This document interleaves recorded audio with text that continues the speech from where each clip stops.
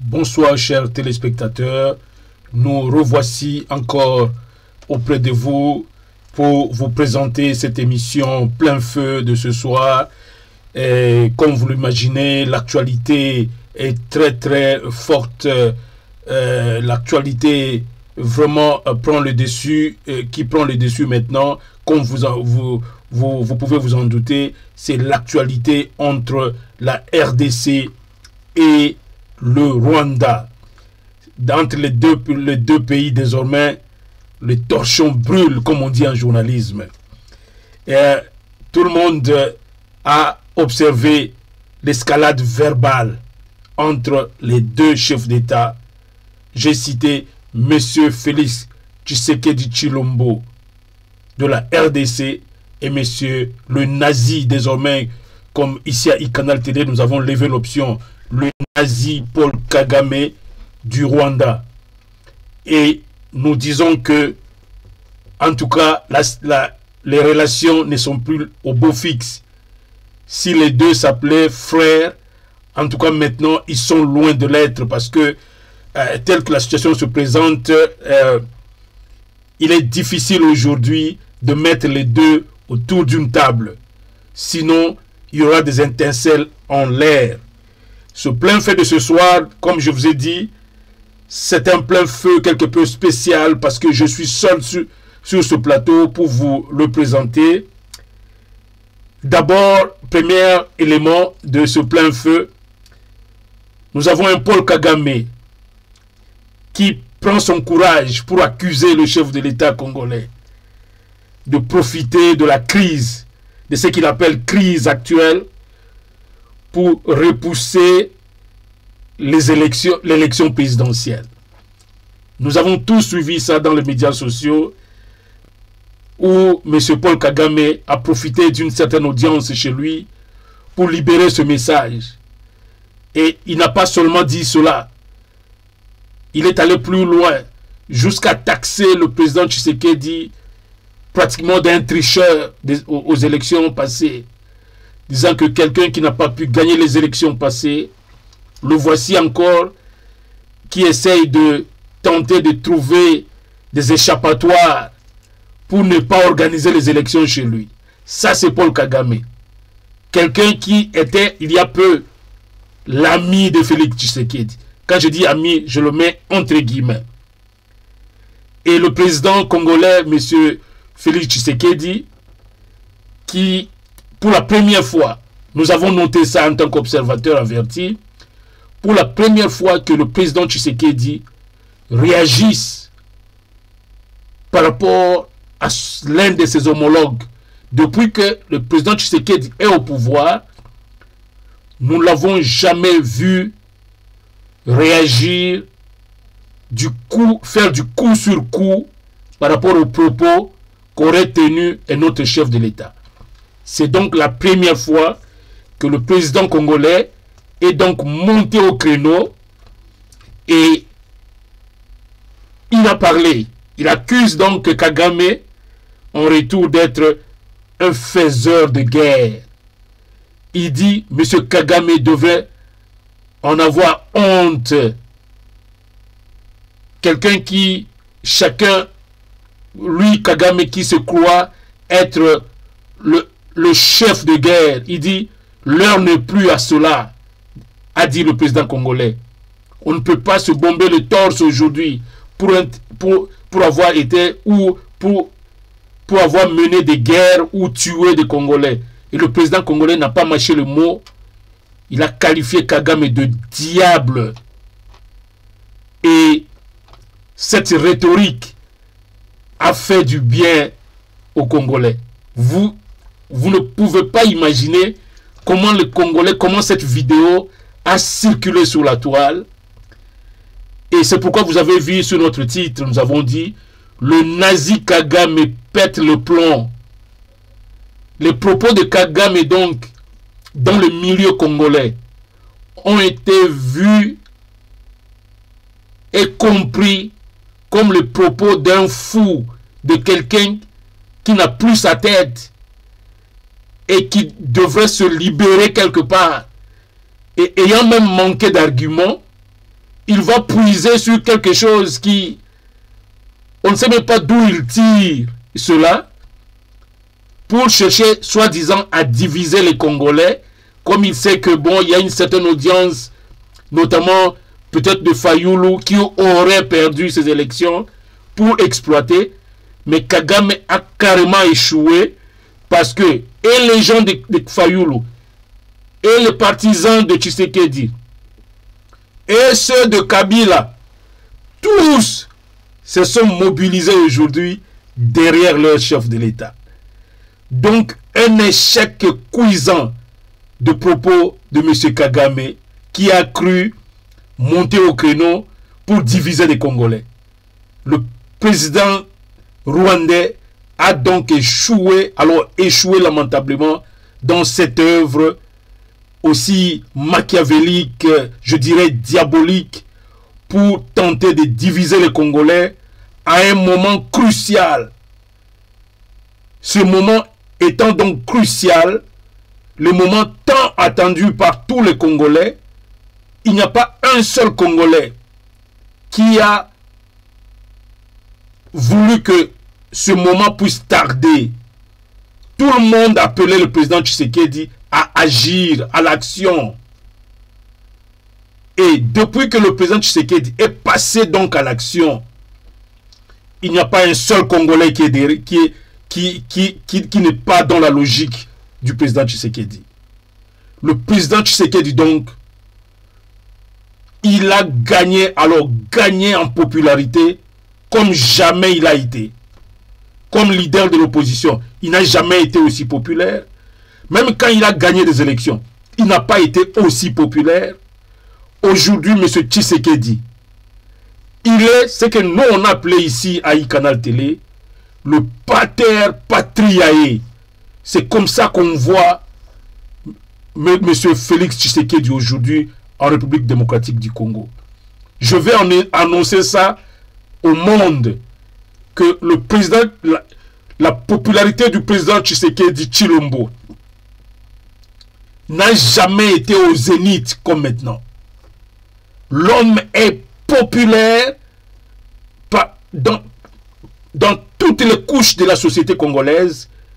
L'homme passe pour le Congolais le plus populaire parce qu'il a touché au cœur de la problématique. La problématique avec le Rwanda, c'est la problématique la plus importante pour les Congolais. Et si aujourd'hui, on organisait les élections aujourd'hui, le président Tshisekedi est sûr de remporter haut la main avec un score le plus élevé qui soit. Donc ce n'est pas le moment d'être le concurrent de M. Félix Tshisekedi aux élections. Donc, nous sommes venus aujourd'hui pour dire à M. Kagame que ce que lui il a appelé crise, alors qu'ici nous voyons, c'est le deuil. Nos frères continuent à mourir. Les Congolais continuent à périr à l'est du pays. Et Kagame prend ça pour une crise politique. Mais nous disons à Kagame que cette crise politique a donc fait du bien au président Tshisekedi. Kagame doit le savoir qu'aujourd'hui, tout Congolais tient son chef par la main. Tout Congolais tient son chef par la main. Donc, si les conseillers en communication de Kagame avaient cru que Tshisekedi serait anéanti par son petit discours qu'il a fait, qu'il a posé sur les médias sociaux, l'homme s'est donc trompé. Alors, nous disons que c'est donc parti pour une solution finale à cette problématique dans l'est du pays.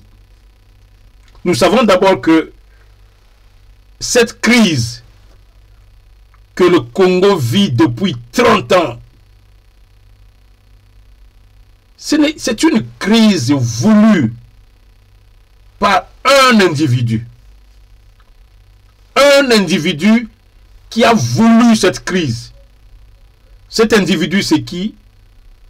C'est monsieur Paul Kagame. Paul Kagame, je voudrais ici parler aux Congolais. On a toujours présenté Paul Kagame comme étant, oh oui, c'est lui, la source du malheur du Congo. Mais ça n'a jamais été clair. Messieurs les Congolais, saviez-vous que pendant les 30 dernières années,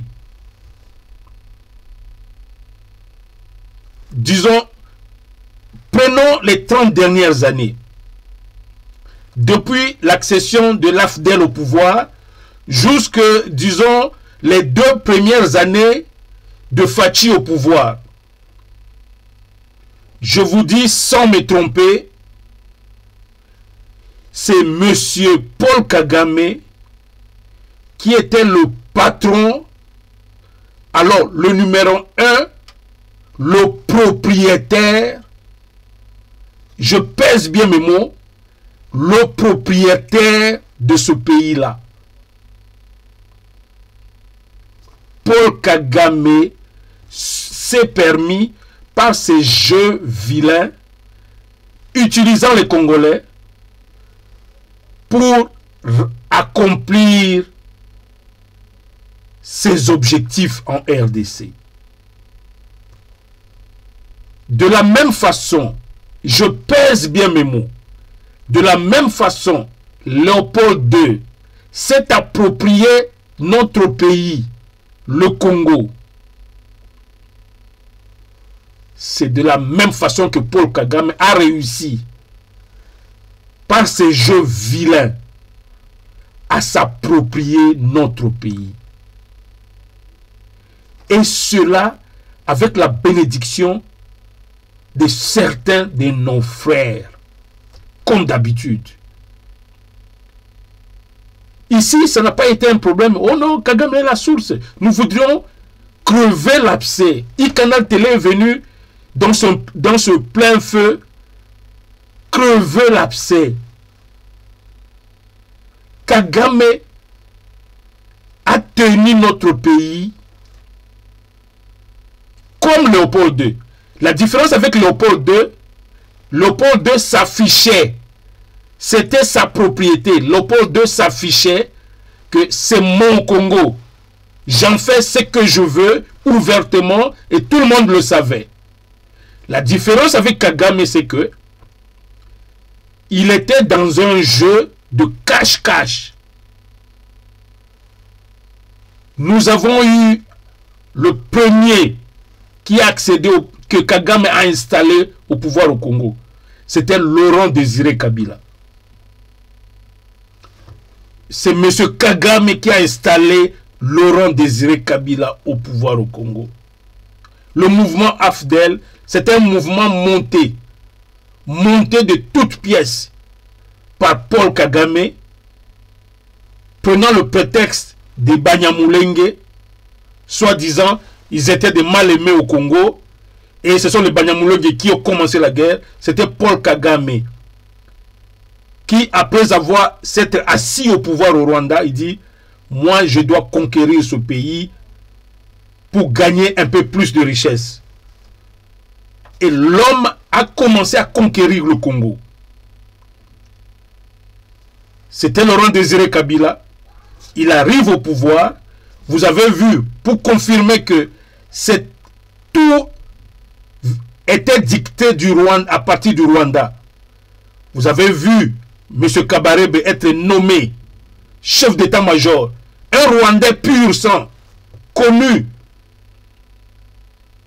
Un Rwandais pur sang, nommé chef d'état-major. Vous prenez Joseph Kabila Kanambe, Rwandais pur sang, mais enfant adoptif de M. Laurent Désiré Kabila. Parce que ici, nous sommes en train d'écrire l'histoire du Congo. Nous devons dire ces choses aussi clairement. Joseph Kabila Kanambe, Kagame l'a imposé sur l'armée de terre. Lui qui n'avait aucune expérience dans la direction de l'armée, on nous a fait croire qu'il est allé en stage en Chine. Stage, et puis être devenu général, diriger toute une armée de terre. La principale armée que nous avons d'ailleurs. Parce que la force aérienne, c'est une petite force. Navale, c'est pratiquement inexistante. La seule force que nous avons, c'est la force terrestre. Et c'était un caporal qu'on appelait Hippo, qui a pris ça. Ça pouvait arriver dans quel pays? Quand cela est arrivé, c'est parce que c'était Paul Kagame qui avait imposé sa loi. Nous reconnaissons que Laurent Désiré Kabila n'était pas un enfant de cœur. Il tentait de s'émanciper par rapport à ses parrains ougandais, rwandais. Ici, nous ne faisons pas une page d'histoire et nous savons le reste, que quand Laurent Désiré Kabila a senti que ce n'était pas possible qu'il continue à diriger avec les Rwandais, il a décidé un matin de le mettre dans l'avion et c'était parti, et le même avion a été détourné vers Kitona et on connaît la suite. Et la suite, on ne peut pas parler de la suite sans parler de cette fin de Laurent Désiré Kabila qui a été bêtement assassiné dans sa résidence. Assassiné par qui? Par celui qui avait le pouvoir. Et c'est là où j'adresse mes prières à celui qui nous a quittés, M. Honoré Ngbanda Zamboko Atumba, qui n'avait cessé de rappeler aux Congolais que le véritable dirigeant de ce pays, c'est Paul Kagame. Le dirigeant de ce pays, c'est Paul Kagame. C'est lui qui fait tout. C'est lui qui décide tout. Clair. Il avait son pays, mais il avait pratiquement sa terre qui était le Congo. C'est lui qui décidait sous les dirigeants. Toutes les nominations, tous les accords, les gens passaient par Kigali, tout s'est décidé à Kigali, exactement comme Papa Ngbanda disait. Exactement. Je crois on diabolisait ce papa. Je crois qu'il faut ne pas être présent pour être accepté. Papa Ngbanda le disait clairement. Et quand on a tué Mouzé Kabila, c'était l'autre qui est arrivé. Un autre, soi-disant Kabila, c'est qui? C'est le fameux Joseph Kabila. Alors, avec Joseph Kabila, je voudrais ici vous dire clairement, chers Congolais, ce pays a été une terre, une propriété, alors privée de Kagame. Et Kagame s'est habitué. Kagame a nagé dans le Congo comme étant sa terre, comme un poisson dans l'eau. Ce que je dis ici, c'est pour vous faire comprendre comment aujourd'hui Kagame ne se retrouve pas. Pendant les 18 ans ou 20 ans de Joseph Kabila, ce n'est pas Kabila qui prenait des décisions au Congo. C'est Kagame. Parce que Kabila n'était qu'un caporal dans l'armée de Kagame. Quand ils sont venus avec l'AFDEL, c'était un petit caporal qu'on a élevé un peu rapidement, commandant Hippo. Mais on parle de caporal à commandant Hippo. Mais c'était un caporal. C'était un caporal. Cet homme n'a pas dirigé le Congo. Et c'est là où je profite de cette occasion pour dire à tous ceux qui ont suivi M. Kabila et qui continuent à le suivre jusqu'à aujourd'hui, et qui connaissent que ce n'est pas Kabila qui dirigeait le Congo, c'est eux qui nous ont foutus dans cette merde, vous m'excusez l'expression. Parce que Kabila ne faisait absolument rien. C'est pourquoi certains même l'appellent « Oh génie, oh voilà un génie, il est bon, oh Raïs, oh lui vraiment, il ne faisait rien. Lui bénéficiait seulement du pouvoir. On lui disait seulement toi vole, jouis des richesses du Congo. Mais laisse-nous diriger le Congo. » Le Congo a été dirigé à partir du Rwanda. Le Rwanda. Nous avons été comme une colonie du Rwanda. Si l'ensemble des Congolais, vous comprenez cela, et puis tous ceux qui ont collaboré avec Kabila, Papa Mbanda le disait, c'est des collabos. C'est des collabos. Et pour un collabo, surtout dans ce contexte ici, tout ce Wilanya et autres, le Bochab, pour ne pas les citer, les Tambwe Mwamba, les Mende Omalanga, c'était des collabos qui ont affermi le pouvoir de l'étranger dans notre pays. Ces gens méritent et méritaient et méritent aujourd'hui l'échafaud. L'échafaud. C'est pourquoi nous disons, il a fallu que quelque chose change dans le monde. C'était l'inattendu qui est arrivé pour Paul Kagame. Quand le président Obama est parti et que Hillary a tenté de perpétrer le règne des démocrates aux États-Unis. Souvenez-vous de ça. Si Hillary passait encore président, ce Congo de Lumumba serait resté sous l'emprise de ce Tutsi de Kagame jusqu'à aujourd'hui, pendant encore longtemps. Dieu merci, Trump est arrivé pour apporter une autre politique. Trump, les Congolais, vous devriez être de pro-Trump. Parce que si Trump n'était pas devenu président des États-Unis et que c'était Hillary Clinton qui devenait président des États-Unis, Kagame allait continuer cette œuvre de domination du Congo. Trump est venu et dit, je ne veux plus cette affaire-là. Le Congo doit organiser des élections. Kabila qui voulait tergiverser, il a eu des ultimatums clairs. Des ultimatums clairs. Il dit, tu dois organiser les élections, le gagnant devra passer. On peut beau dire que non, c'est Kagame et c'est plutôt Kabila qui était assis et qui a pris le pouvoir et qui l'a donné à Fachi. Je crois que les Congolais s'en foutent. Le Congolais s'en fout. Oh non, c'est Kabila qui a donné le pouvoir à Fachi. Et alors? C'est ce fils du pays. Nous devons parler de lui. C'est ce fils du pays qui aujourd'hui fait la fierté de ce pays, de nos martyrs. Il est en train de redorer le blason terni. Le Congo était vendu. Notre Congo était vendu.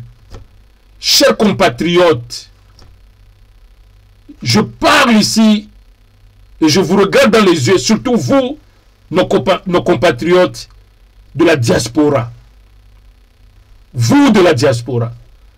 Vous qui avez été pris dans le piège, soi-disant, des élections. Oh non, il n'a pas gagné. Oh, il a fait ceci. On reconnaît l'homme par ses fruits. Tshisekedi, Dieu merci, est en train de convaincre enfin tous les Congolais qu'il fallait certainement quelqu'un comme lui. Et il n'y avait que lui pour prendre le règne du pouvoir dans ce pays. grâce à M. Tshisekedi, le Congo a quitté les mains de Kagame. Kagame a enfin perdu le Congo. Ça, c'est une première chose. Et pour perdre le Congo, Fachi avait compris que je suis dans une démarche cruciale. Fachi avait tous les dossiers sur sa table. Il avait vu tous les accords que Kabila avait signés avec Kagame. En fait, des accords que Kagame lui-même a initiés, mais signés de la main du président congolais, qui était Kabila.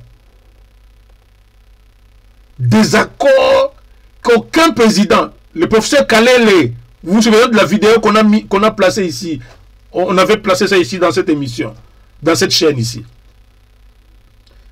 Le professeur Kalele s'était même exclamé pour dire il n'y a aucun État au monde qui peut signer ce genre d'accord. Accorder votre nationalité à tous les Rwandais. Kagame a fait ça. C'est-à-dire que les Rwandais qui sont au Rwanda là, ils sont Congolais. Ils peuvent venir au Congo à tout moment, devenir Congolais. Qui signe ce genre d'accord? Parce que c'était Kagame lui-même qui a dit je veux que le Congo et le Rwanda, enfin, deviennent mon pays, un seul pays. Les Rwandais, il a signé comme une amnistie pratiquement. Ici en Europe, on appelle ça amnistie. On accorde la nationalité en masse à un peuple. Et Kagame a fait signer à Kanambe un tel accord. Il a encore fait signer à Kanambe notre accord que ce sont les troupes rwandaises qui devraient assurer la sécurité des frontières du Congo. Vous vous imaginez? C'est comme si nous, on n'avait pas d'armée. Il fallait prendre l'armée rwandaise pour assurer la sécurité dans toutes nos frontières. Même dans nos villes. Aucun Congolais ne devait être là. C'était un contrat signé. Fachi a vu tout ça. Nous sommes dans plein feu. Plein feu, je vous ai dit, depuis la première émission, je crois que nous sommes à notre 6e épisode, ou 7e si je ne m'abuse, que ici, on parle avec son cœur, et aussi, on utilise un peu de la raison. Mais il est permis ici de parler avec son cœur. Et votre présentateur va utiliser aussi son cœur pour vous parler de ces choses aussi importantes.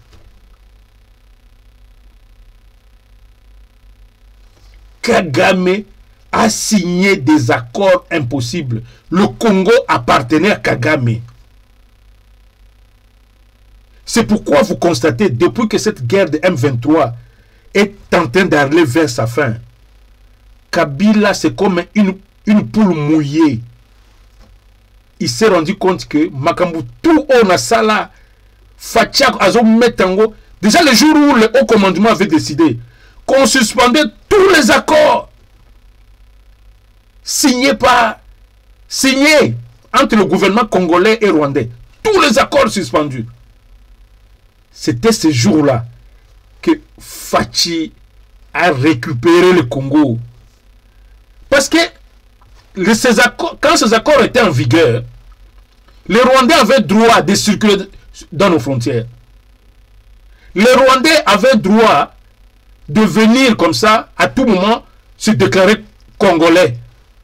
Parce que tous avaient la nationalité congolaise, selon les accords signés par Kabila.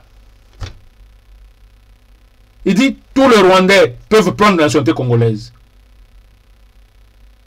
Il dit aussi que il n'y a que l'armée rwandaise qui peut être dans les frontières, assurer la sécurité de la RDC.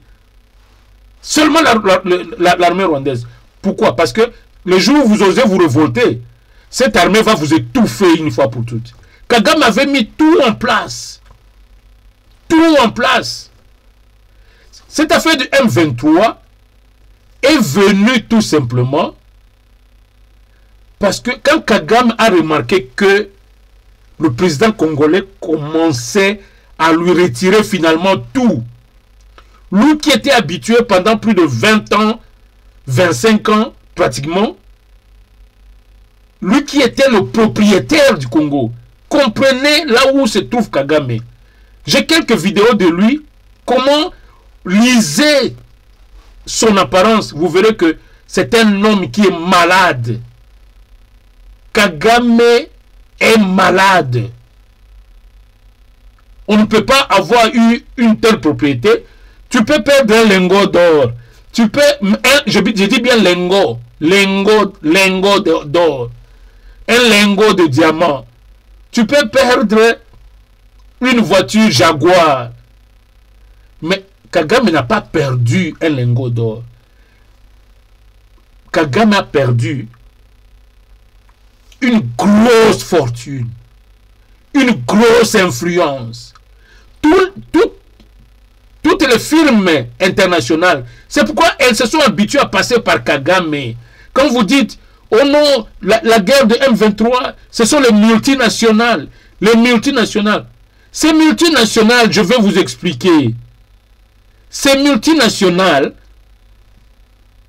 Kagame leur a dit, si vous voulez faire des affaires au Congo, si vous voulez profiter des richesses du Congo, des mines du Congo, venez chez moi au Rwanda. C'est moi qui vous donne l'accord d'aller vous servir. C'est pourquoi ils se sont habitués. Ils ont pris l'habitude et ils savaient que le patron du Congo, c'est Kagame. Et maintenant que ils ont eu ce territoire-là pour puiser les mines du Congo, ils ont dit, Kagame a dit, mais maintenant il faut renforcer ça. Parce que bon, ces gens-là peuvent à tout moment réagir. C'est pourquoi ils étaient prêts à armer un certain mouvement rebelle pour créer les désordres, pour qu'eux continuent. Alors à puiser ça gratuitement. Gratuitement, bien sûr, Kagame avait sa part. Kagame aussi en profitait. Il a peut-être en termes de pourcentage. Kagame, même Mobutu, n'a pas eu cette influence que Kagame a eu au Congo. Je suis quelque peu rassuré que même Mobutu n'a pas eu ça.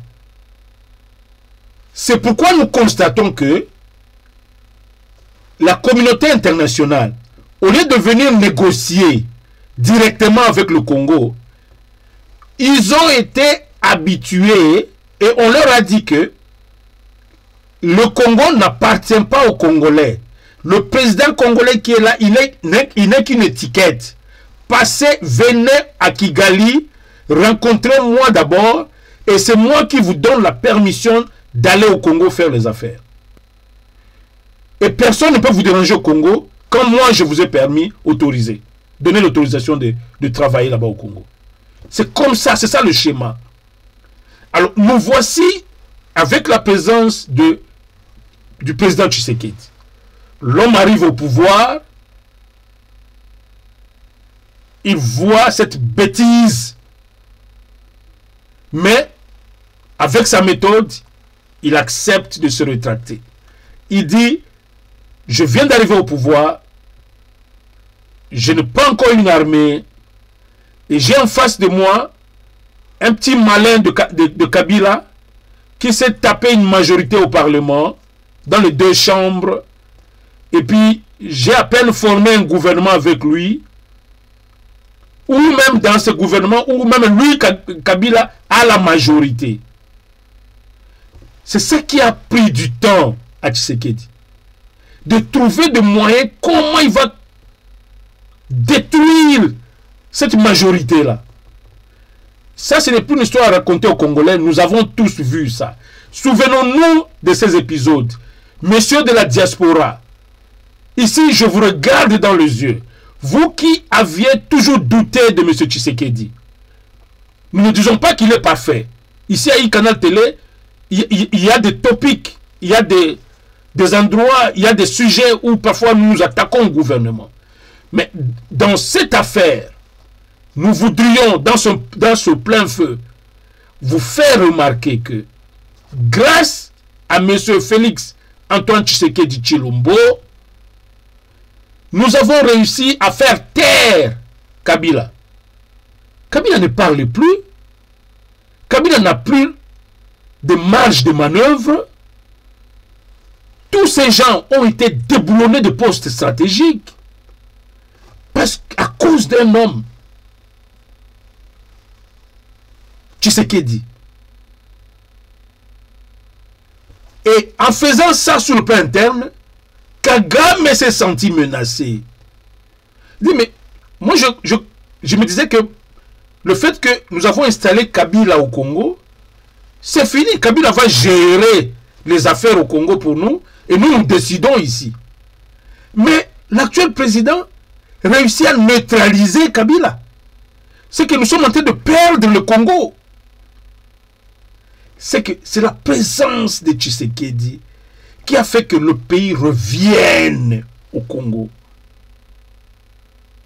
Nous devons cela à M. Tshisekedi. Parce que quand c'était Kabila et ses valets de collabos, notre pays ne nous appartenait pas.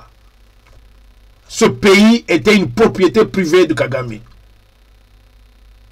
Mais voilà que après près de 4 ans de pouvoir, Tshisekedi arrive au paroxysme de la chose.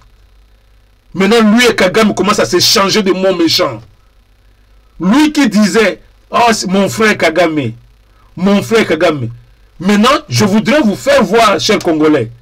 Vous avez donc compris que mon frère Kagame là, c'était pour ceux qui azoli ayo makolo. Nous qui avons grandi dans des conditions un peu modestes. Parce que nous, on n'a pas honte. Tout le monde dit c'est moi que oh, papa Nanga qui est riche. Papa Nanga qui est riche. Non, moi j'ai grandi dans des conditions modestes. Nanda kubomo pourquoi azoli ayo makolo. Okoyo kate parce que azo tia mon pépé. Dès que il sent que tu bouges un peu, atia mon pépé. Comme ça, il y a un calme. Non, pas pourquoi balia biso makolo. Ba pourquoi balia biso makolo na Congo kuna. C'est ce que Fachi faisait, la stratégie ya Poukou. Azolia Kagame, azotia mon pépé. Azolia Kagame, azotia mon pépé. Kagame na kati ya Kidiba. J'ai finalement basculé en lingala, mais je rentre en français. C'est ce qui a pris Fachi. En tant qu'analyste, nous sommes repliés bas derrière, nous sommes dit, ce Tshisekedi que nous on condamné ici comme étant quelqu'un qui est en train de nous faire perdre du temps et autres, le voici aujourd'hui. Qui nous fait récupérer le Congo? Le Congo est de retour. Le Congo est désormais le pays des Congolais à cause d'un certain Tshisekedi. Je suis fier de le dire, quoique parfois je suis l'un des critiques de Tshisekedi. C'est tout à fait normal parce qu'il est au sommet de l'État, il doit accepter les critiques. Tshisekedi nous a fait récupérer notre Congo. Tous les jeux de M23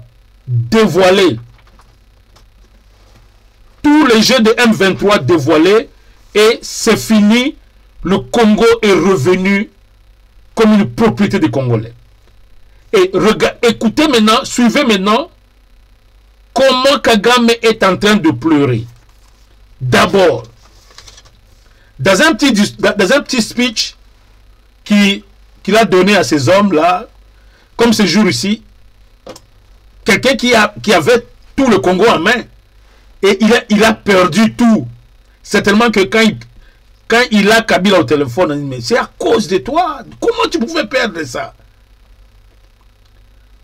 Kagame ne sait plus parler. Suivez ce premier élément de Kagame devant son petit public là-bas à Kigali. Il cherche, il est en train de chercher maintenant à se justifier. Le problème du Congo, oh, il est simple. Mais ça peut se résoudre. Nous, on n'a pas un problème simple. Notre problème, c'est le Congo appartient aux Congolais et il doit être récupéré, et la souveraineté du Congo doit être totale, et nous devons diriger ce pays indépendamment de vous, M. Kagame. Suivez cet élément très rapidement avant que je puisse vous donner un deuxième et un troisième. Suivez M. Kagame dans des propos aussi inutiles, à la limite bêtes. La question du Congo, plusieurs sont concernés. Congo, Rwanda, M23, FDLR, la MONUSCO, la communauté internationale, M-Voice, tous. Nous sommes nombreux là-dedans.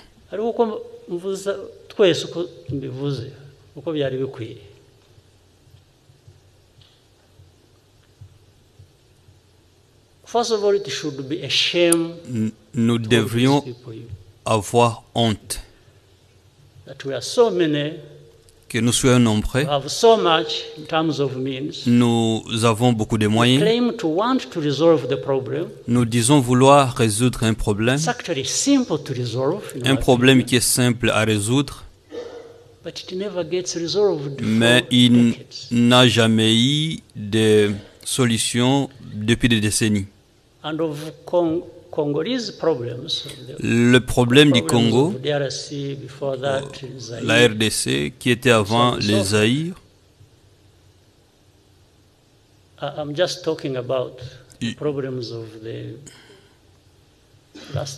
je vais parler des problèmes de cette dernière décennie.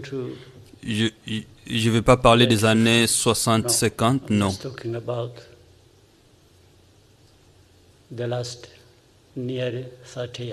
Je vais parler de ces dernières 30 années.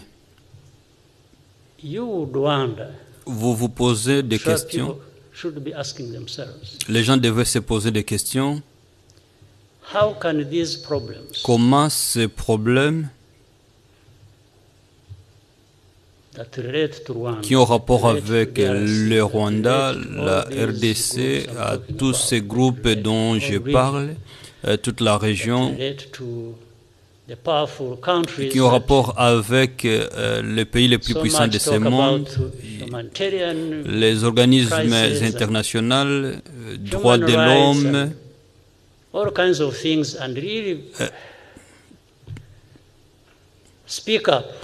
et tous en parlent. Ils veulent tous résoudre ces problèmes. Comment ils peuvent rester avec cette situation? Ils sont là juste en train de caresser la situation. Tous en train de blâmer d'autres, mais il n'y a personne qui veut se blâmer lui-même. Vous avez donc suivi Kagame dans ce premier élément que je mets. Voilà cet homme qui est maintenant aux abois parce que le président Tshisekedi, vous avez constaté que je n'ai même pas fait allusion aux accords de Luanda, au mini-sommet, au processus de Nairobi. On n'en a même pas besoin. Aujourd'hui, la vérité est là. Écoutez Kagame qui dit, oh non, le problème est simple, mais on ne trouve pas la solution. Mais il ne cite pas le problème. Vous avez constaté. Il dit, non, le problème est simple, mais personne ne veut trouver la solution au problème. Mais dis-nous, c'est quel problème? C'est parce qu'il n'a rien à dire. Voilà un chef de l'État qui n'a rien à dire. Donc, il veut se victimiser. Kagame est en train de se mettre maintenant dans une situation de victime. Que c'est lui qui est victime. Alors que c'est lui qui a tué des Congolais, des millions de Congolais pendant 30 ans. Vous l'avez entendu. Oh non, j'ai fait allusion aux 30 dernières années. C'est justement pendant ces 30 ans, depuis l'arrivée de l'AFDEL jusqu'à aujourd'hui, ça fait 30 ans que lui a tenu le Congo comme une propriété privée. Et il y a eu des morts. C'est pourquoi vous avez vu, Même Kabila, quand il allait aux Nations Unies, il ne citait jamais Kagame, il ne s'adressait jamais au Rwanda.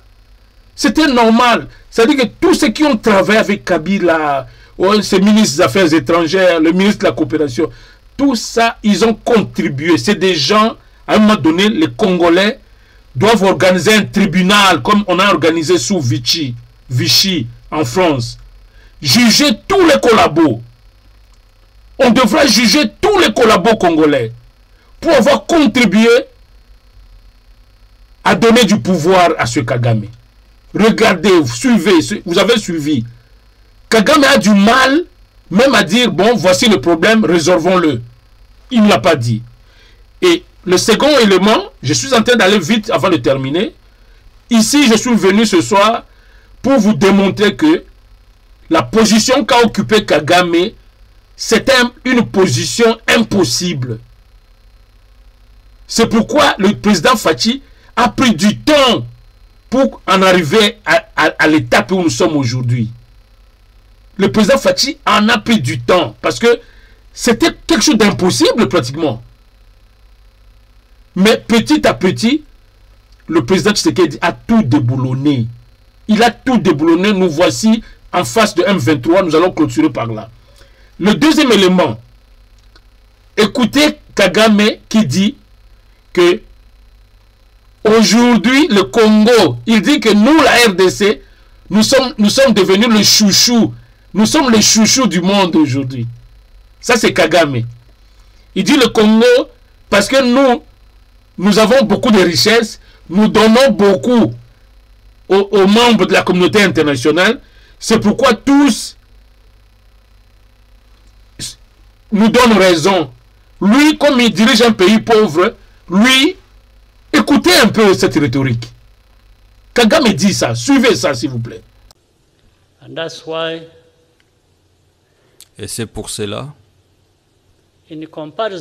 en comparaison Rwanda and Congo, du Rwanda, le Congo, much more, il y a plus, much more. Il y a beaucoup plus Congo offers que le Congo donne à ces gens que le Rwanda. So naturally, alors, naturellement, these people must trade carefully. Ces gens doivent négocier avec attention quand ils traitent les problèmes du Congo. They must even assist Congo. Ils doivent même assister le Congo to alleviate their pain à alléger leur souffrance by par transferring the blame they should en transférant les blâmes qu'ils devraient porter, les mettre ailleurs. And, the easiest la meilleure place où ils ont trouvé, c'est le Rwanda. Vous avez entendu cela. Kagame qui dit que nous, les Congolais, nous savons que nous avons été le mal-aimé de la communauté internationale pendant 30 ans. On nous a laissé être tués, plus de 6, 7, 8 millions de morts. Le Congo, qui dira au Congo que nous sommes aimés par la communauté internationale? C'est démontré, c'est même documenté que nous n'avons pas d'amis au sein de la communauté internationale. Mais Kagame dit ici que non, le Congo est en train de gagner la confiance des Occidentaux ou de la communauté internationale parce que le Congo a beaucoup de richesses. Le Congo est en train de casquer. Voilà comment Kagame est en train de mentir à son peuple. Kagame est en train de mentir à son peuple. Donc, Kagame est dans une campagne maintenant pour se victimiser. Il dit c'est parce que nous sommes pauvres et ils sont riches. Ils donnent beaucoup à la communauté internationale. C'est pourquoi ils sont... vous voyez, Kagame est en train de tromper devant son peuple. Il est en train de tromper l'opinion publique. Est-ce que nous, les Congolais, nous pouvons dire que nous, on a été choyés par la communauté internationale? Alors que c'est lui qui a été choyé, mais faisant la mauvaise chose. Mais il est incapable de dire ça à ces gens. Maintenant que les choses ont tourné, il commence à venir, non, c'est le Congo. Donc quelque chose se passait. Quelque chose, Kagame sent peut-être sa fin venir. Oh non, toute la communauté internationale maintenant est contre nous parce que le Congo a beaucoup, ça dit que tu as des moyens quoi. Tu as casqué, tu as gagné des amis et lui qui n'a rien. Et non, s'il vous plaît. Vous avez écouté cette rhétorique. Je vous mets encore un petit extrait avant de terminer. Kagame continue à se victimiser. Il dit, c'est le Rwanda qui porte le chapeau de tous les problèmes. Il dit que nous sommes des innocents. Nous, on ne fait rien. Nous portons le chapeau de tout. Donc, ce n'est pas les Nations Unies, ce n'est pas les grandes puissances, ce n'est même pas les FDLR, même c'est toujours le Rwanda. Tu vois la stratégie de Kagame maintenant, il est en train de chercher à se victimiser pour qu'il attire encore la sympathie de la communauté internationale. Suivez-les avant. And it's unfortunate that c'est triste. what I'm saying, I've given a short list of J'ai donné une parties concerned, liste countries and so on. des pays qui sont concernés.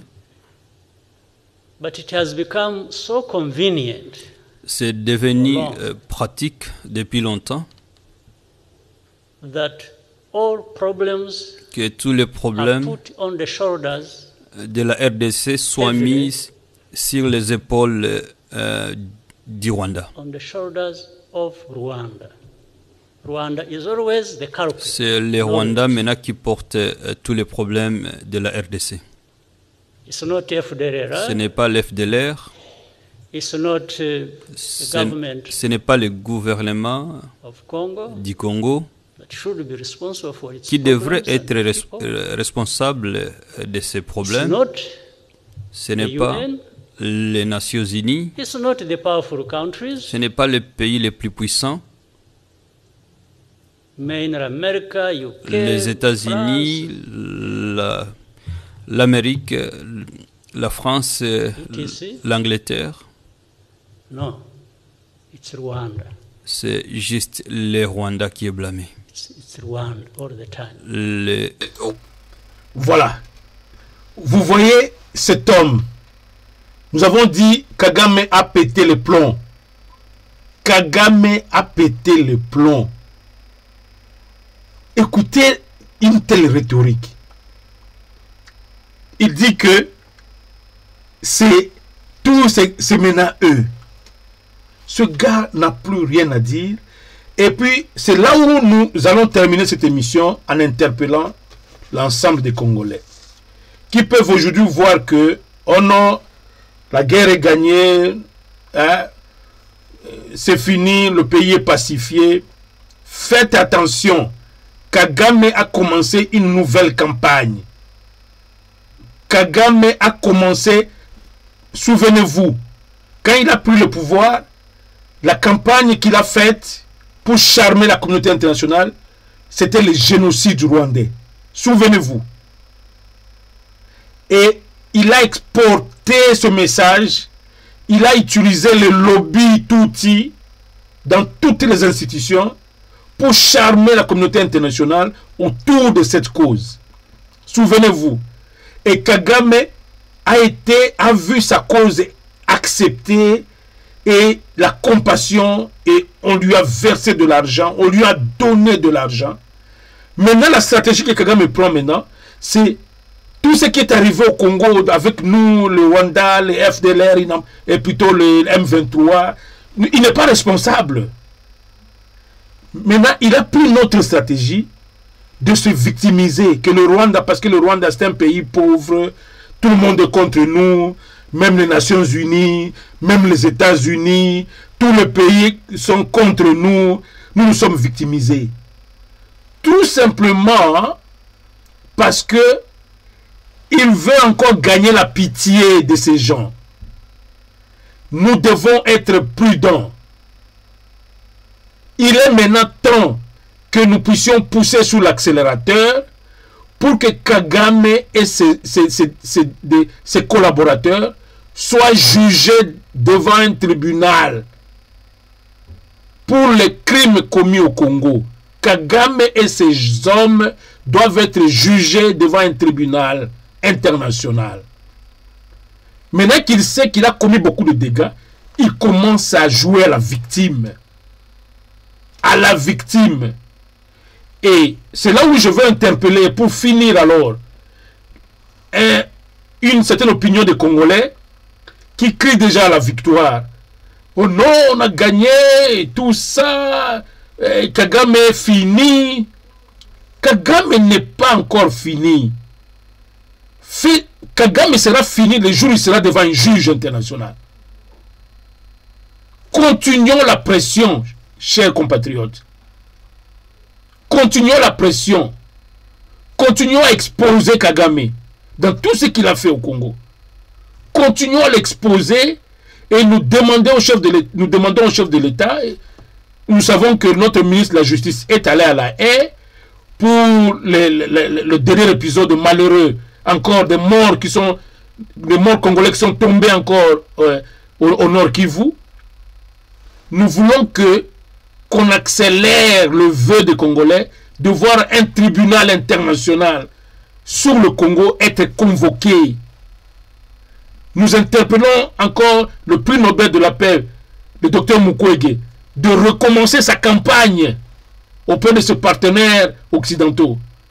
Pour que c'est le moment où maintenant, parce que si on reconnaît que tout ce qui a été fait à l'Est, c'est une bavure signée Kagame, cet homme doit être jugé. Avec tous ces collaborateurs, quand je dis collaborateurs de Kagame, nous avons dit que le pays lui appartenait. Ça ne sera pas seulement les Kabarebe et les généraux rwandais. Ce sera les Kabila, les Bochab et tout. C'est un groupe de gens.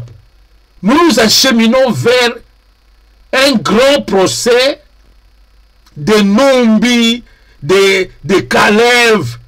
Tous ces gens devront être jugés devant un tribunal international pour que la justice soit faite au Congo. Donc l'heure est grave. Ne chantons pas encore la victoire, chers Congolais. Nous devons continuer avec la pression. Continuons à faire du lobbying. Continuons à soutenir le chef de l'État. Et nous saluons l'option du chef de l'État de continuer à renforcer son armée. Sur le plan militaire, ça semble aller maintenant. Nous allons d'effort en effort. L'armée congolaise commence à prendre forme.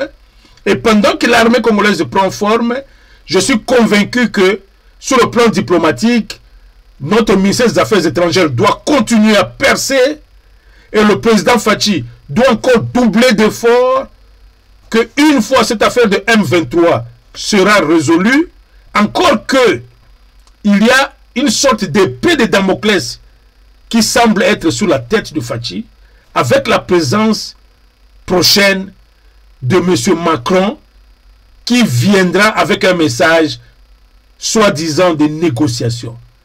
Congolaises et Congolais, réservez un accueil vraiment à la congolaise. Macron ne doit pas être accueilli au Congo. Vous qui êtes là-bas vers le Kingasani et autres, brandissez des messages, créez un désordre, que Macron ne soit pas accueilli au Congo, créez un désordre plein de l'aéroport jusqu'à là où il va aller. Macron ne doit pas atterrir au Congo. C'est ça notre dernier message, parce que nous savons, nous allons revenir ici pour décortiquer. Nous n'avons pas voulu anticiper dans cette émission le contenu du message de Macron. Nous avons voulu d'abord démontrer aux Congolais qui est Kagame, qu'est-ce que Kagame a fait au Congo. Et là où nous sommes aujourd'hui, c'est là où nous saluons. Nous ne devons pas finir cette émission sans saluer le chef de l'État congolais, M. Tshisekedi, qui a abattu un travail de titan. Nous voici en train de goûter au premier fruit de ce travail de titan. avec un Kabila au Congo qui est devenu anéanti totalement avec ses hommes. Maintenant, c'est le boss de boss, maintenant, lui-même Kagame, qui est en train d'être anéanti. Vous l'avez suivi. L'homme ne sait plus parler. L'homme est en train de tromper son propre peuple. L'homme est en train de créer il manque des arguments à avancer devant son propre peuple. Il se victimise. Il raconte même des histoires que c'est le Congo qui est le chouchou de la communauté internationale. C'est pourquoi nous disons, dans ce plein feu, c'était ça l'objectif de ce soir, vous faire voir que les dégâts commis par Kagame au Congo sont énormes. Il n'y a pas que les 8 millions de Congolais qui ont été tués à l'Est, parce que les Congolais se sont habitués seulement à voir, oh non, il a beaucoup tué à l'Est. À l'Est, non. La misère du Congo pendant 30 ans, c'est Kagame. Le dégât que les Congolais, même il y a même d'autres que les Congolais n'ont pas vu de leurs yeux. Kagame a causé des dégâts énormes. Nous devons faire en sorte que Kagame ne s'en sorte pas, qu'un tribunal international puisse le prendre et que cet homme soit jugé sur les dégâts qu'il a commis au Congo. Nous avons dit et nous reviendrons encore sur votre chaîne pour décortiquer maintenant la situation au niveau de M23. On n'a pas voulu toucher ça aujourd'hui. On a voulu seulement vous démontrer comment Kagame s'est amusé avec le Congo. Je dirais il a été un roi du Congo. On ne doit pas s'en cacher. Et ayant été un roi du Congo, il doit être jugé pour avoir fait cela.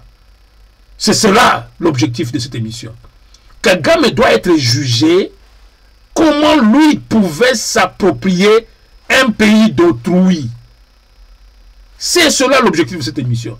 Nous reviendrons prochainement pour décortiquer l'actualité et voir ce que Macron veut venir apporter à Fachi pour chercher à le faire fléchir. On y reviendra. En tout cas, nous ne pouvons que vous remercier pour votre attention et nous vous retrouvons très bientôt sur votre chaîne et surtout dans le cadre de cette émission que vous cherchez beaucoup maintenant, plein feu. Merci beaucoup et à la prochaine.